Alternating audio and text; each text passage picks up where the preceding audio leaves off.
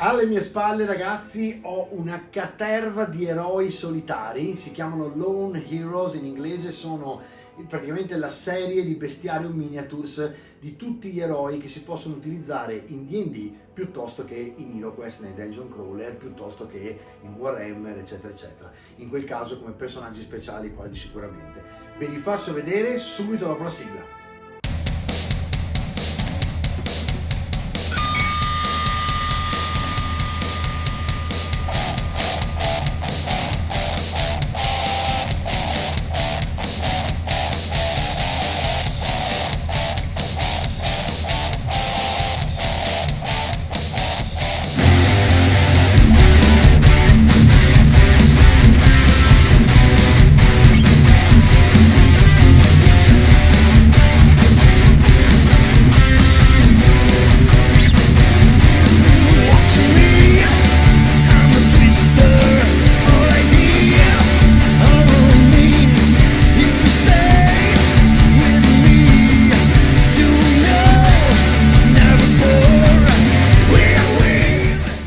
In realtà da una parte diciamo diversa, perché non sono parte dei Lone Heroes questi, ma sono quelli che ho stampato ieri e che avete visto pochi giorni fa, diciamo, nella reel, perché in realtà voi state vedendo questa puntata in differita, e questi sono i Dark Elf. Forse è meglio se li lo metto qui così lo vedete. Questi 4 cattivoni sono praticamente gli elfi scuri fatti da Bestiarium Miniatures e mi piacciono un sacco perché ricordano tantissimo gli albi, che sono praticamente degli elfi scuri ma pallidissimi, con i capelli bianchissimi argento, veloci come la luce a combattere, che si vedono in Le 5 stirpi e altre, insomma, i 5 libri romanzi di Marcus Aitz sui nani, diciamo sulle stirpe dei nani. Per chi li ha letti, sapete di cosa parlo, per chi non li ha letti ve li consiglio perché sono stupendi. Vi faccio ora vedere invece gli altri, che sono appunto i Lone Heroes. Allora ragazzi, guardate che roba, questo praticamente è il primo eroe che vi mostro, è una leonessa, diciamo umanoide, che si trova spesso nei giochi di ruolo come D&D e si può appunto utilizzare in quel modo lì. È sulla sua basetta, in questo caso da 30 o da 25, no, questa è da 30, e cambiano molto fra di loro. Tra le altre io li ho stampati tutti a 32 mm, mentre normalmente Bestiarium li tira fuori, diciamo, a 28 mm, ma voi basta che fate una proporzione su Citubox, che è per esempio uno dei più, diciamo, programmi utilizzati per la stampante, mettete in scala 114% e da 28 mm trovate il 32. Poi abbiamo questo che è un paladino, però come vedete è completamente ammaccato e distrutto e non ha niente a che fare con i paladini splendenti. In questo caso vi faccio vedere il paladino splendente qual è.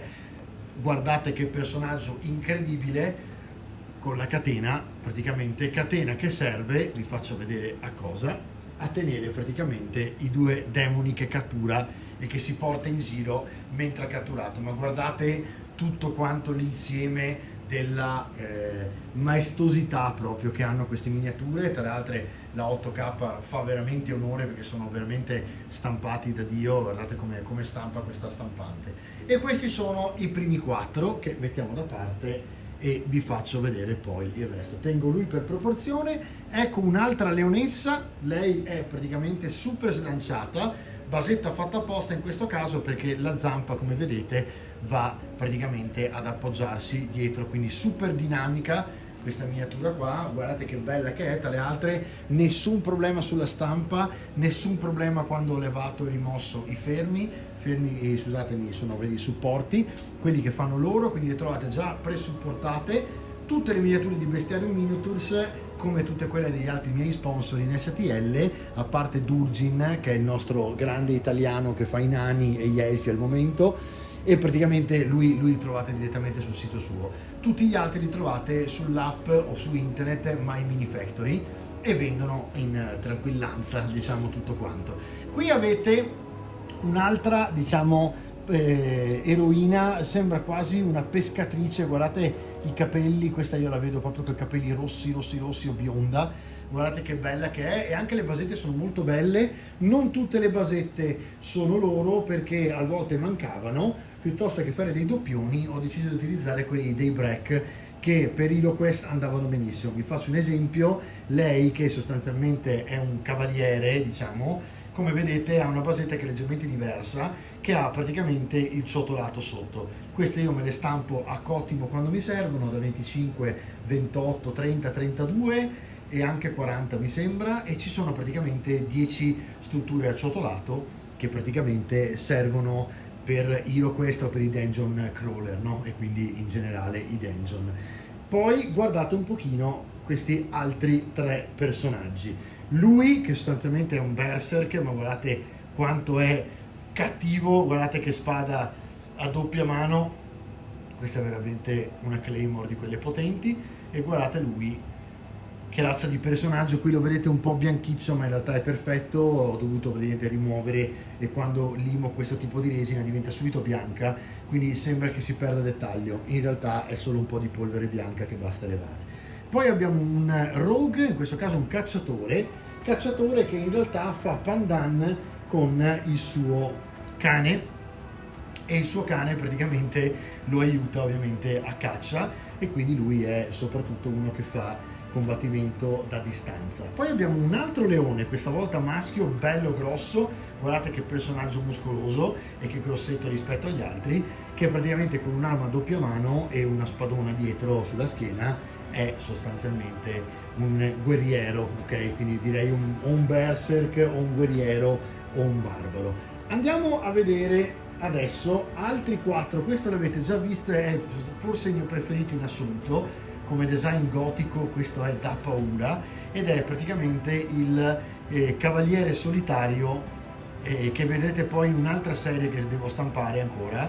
L'ho fatto a 32, l'avevo già stampato a 28, ma a 32 è veramente stupendo. Guardate il dettaglio solamente dello scudo a torre così, mamma mia. Questo qui lo facciamo tutto di bronzo con tutti i vestiti lacerati, bianchi, lacerati, sporchi, viene un capolavoro. Poi abbiamo lui che sostanzialmente è tipo un prigioniero a cui hanno praticamente messo una maschera di ferro, è riuscito a scappare e praticamente se ne sta andando in giro per il dungeon a creare danni per vendicarsi. Poi abbiamo un'altra ragazzuola rogue che fa combattimento a distanza con una maschera che sembra quasi quella del dottore della peste, che voi magari avete visto anche spesso da me per il campiello che è qui accanto a me, dove fanno maschere veneziane proprio di altissimo livello, e il naso lungo serviva per nascondere dentro le spezie e non respirare i miasmi, diciamo, della peste e della morte.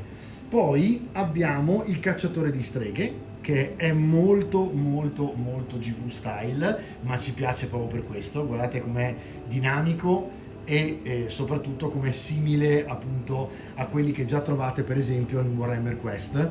Tutti questi personaggi in Warhammer Quest potrebbero trovare una bella collocazione.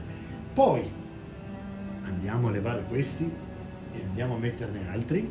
Guardate lei che è un'evocatrice, ok? Guardate che mantello che ha, e tutto questo è stampato in un blocco solo, cioè io non ho dovuto incollare niente, già stampato in un blocco solo. Guardate che roba. Ve li potete anche stampare a pezzi, però sinceramente ho preferito il blocco perché non cambiava granché. E lei, che è una necromancer, diciamo, ha il suo demonietto personale che può evocare e mandare in battaglia con i dovuti rischi, perché sapete che poi si ritorcono contro. Rimanendo nel macabro e in Warhammer Quest, c'è lui che è veramente fantastico, un personaggio sul vampiro zombie che viene fuori da questo cimitero. Guardate che roba, guardate i dettagli che ha, le frecce, i corvi che ci sono. Questo è veramente anche un bello scenario da stampare e poi da dipingere tutto Grimm. E poi vi faccio vedere un monaco. Questo è un monaco dark, quindi loro lo chiamano dark monk, quindi uno dei monaci che usa le arti oscure, e quindi poi li vedete nei giochi di ruolo, ci sono, persino in Diablo si trovano i monaci ormai a combattere. Andiamo avanti levando loro. Avete visto quanti sono, ragazzi? Cioè hanno fatto questa serie che è enorme. Vi faccio vedere gli ultimi tre. Qui abbiamo il classico, classicissimo proprio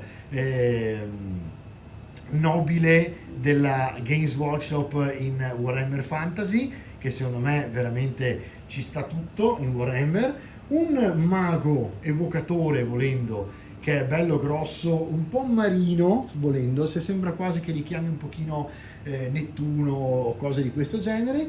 E poi abbiamo un rogue che secondo me è eccezionale, tra l'altro questa basetta che ho stampato che è bellissima sul molo, e lui praticamente, se guardate, ha la, diciamo, conformazione del rogue, ma in realtà potrebbe essere anche un guerriero, perché ha la spada addirittura a 2 mani che tiene appunto per il peso sulla schiena, e poi ha la sua dag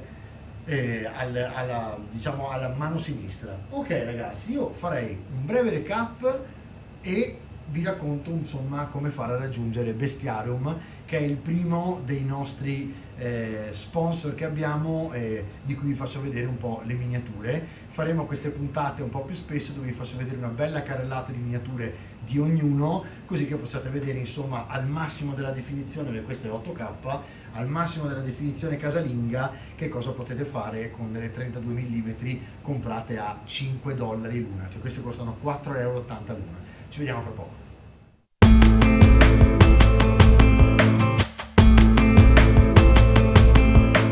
Allora, io so che la maggior parte di voi stava già sbavando durante la carrellata, quando poi ho detto 4,80 euro l'una, è impazzito ed è andato su My Mini Factory e è andato a cercarsene. Andate a vedervi il link che c'è qui sotto, perché vi ho messo addirittura il sito di Bestiarium dove vi fanno vedere la gallery completa, e poi da lì potete scegliere dove andare, in quale negozio diciamo online, per comprare i file STL. Per stamparli ovviamente serve una stampante, potete anche farlo tramite aziende che fanno di servizio questo. Io ovviamente non lo faccio perché uso la stampante per il vlog, però per esempio negli sponsor ho Hexagon Studio che lo fa, quindi potete stampare tutto quello che volete contattando Francesco di Hexagon, link sempre sotto. Chiamate lui, dice guarda, ho visto il mio custom miniatures, ho parlato con Francesco e ho visto che stampi delle cose, volevo stampare dei personaggi, comprate i file online dallo sponsor e li passate all'altro sponsor che vi fa il servizio completo. Vi ho preparato tutto su questo canale. Insomma ragazzi, avete visto che roba? Cioè qui abbiamo un livello di miniature altissimo, degli scultori fantastici, e siamo ai livelli ormai di scultura Games Workshop senza ombra di dubbio, anche nel dettaglio, con l'unica cosa che posso dire: GW vince sia sul fatto che la plastica ormai è arrivata al dettaglio della resina, ma se la buttate per terra rimbalza, questi si rompono come se fossero di vetro facilmente, non si spaccano, perché tipo la mia resina è la resina 8K che polimerizza molto di più della 4 per esempio, quindi per carità è più resistente, però non ci contate, se cade sul pavimento duro potete salutare i pezzi che sono più sporgenti, mentre la GW rimbalza la plastica se la incollate con la colla della plastica. Primo vantaggio gigante. Secondo, la GW ha ancora, secondo me, una grande marcia su tutto quanto quello che è il proprio lore, quindi tutta la sua proprietà intellettuale, per cui uno Space Marine per esempio o uno Stormcast non si batte. E poi ovviamente la stesura, la differenza di miniature, il fatto che sono tutte smontate, potete differenziarle, mentre qui avete un personaggio che lo stampate in quel modo lì e ve lo dipingete. Però come personaggi speciali, specialmente a 4,80 euro contro le famose 25, 32, 35 euro di miniatura pro di GW piuttosto che Forge World, devo dire che sono veramente incredibili. Quindi fateci un pensiero ogni tanto se avete bisogno di qualche personaggio, che molto spesso capita di sentire vendete anche personaggi per D&D, quindi avete una ventina pronti per essere stampati. Ci vediamo alla prossima puntata, ciao! Can you feel it in the air? The clouds are rolling in. It's a matter of time. Dark skies and howling winds. The sun is come and gone.